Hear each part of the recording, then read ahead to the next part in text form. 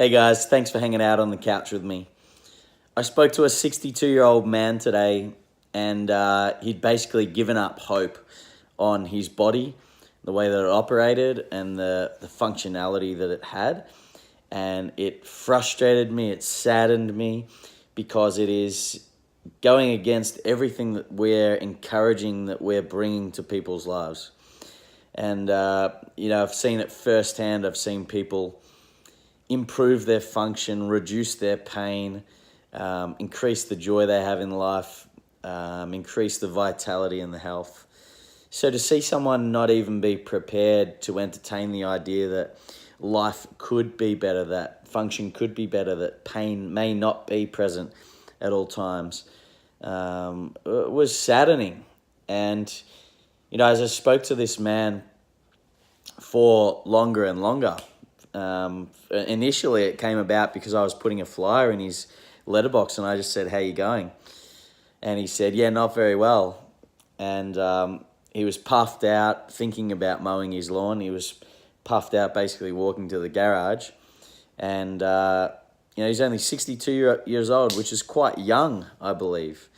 And already 30 kilos overweight, arthritis, on all sorts of medication to help him get to sleep, to keep his blood pressure down. He reckons he can't exercise anymore because he's in too much pain, yet somehow he manages to mow the lawn, which to me is exercise and requires some level of function as it is.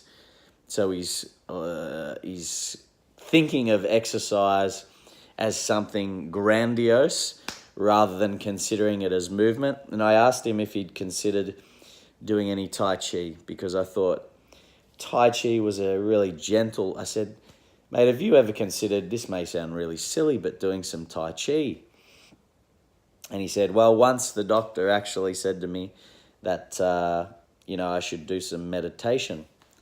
And maybe he related Tai Chi and meditation on the silliness plane, but both, I think, are great value to people. But anyway, I sort of thought, how do those two go together, Tai Chi and meditation? But then he said to me, "But I can't stop my mind for 2 minutes."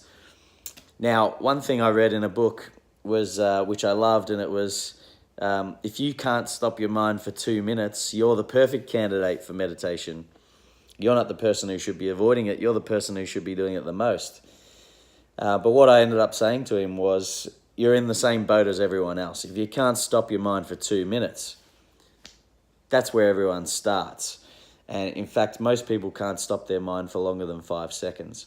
And, with the busy lives that we lead, the high pressure, the high expectations, the concern for what other people think, all of these things going on, we really do need to stop and take a break and step back. The reason why I wanted to get him into Tai Chi was because I heard him say arthritis, and we know, and if you look at the post that came up in the CrossFit Journal, that movement is one of the most important things for arthritis. It's going to increase blood flow and reduce pain, and it's one of the methods that we can use to keep blood flowing through to our joints, which is going to increase oxygen, increase warmth, and reduce pain.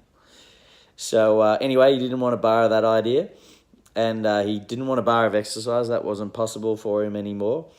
And he wasn't sleeping and wasn't able to sleep, and was basically taking medication. So he's made a lot of decisions about how his life is going to be lived, what level of exercise, function, and capacity he has available to him, and given up hope. And I just think that's sad, because I see so many active people working with me, working in our gym, working out amongst our community, who have turned their life around. They've turned their diets around. They're eating more plant-based foods. They're avoiding refined sugars. They're not just exercising at high intensities and doing some movement, but if they are, that's great. But building exercise into their day more. Taking the kids out for a bike ride, or doing some Tai Chi spins during the afternoon, or, hanging off a pull-up bar when they walk past it. as well as fitting in a nice hour of exercise. And I just think that's fantastic when you can build exercise into your lifestyle.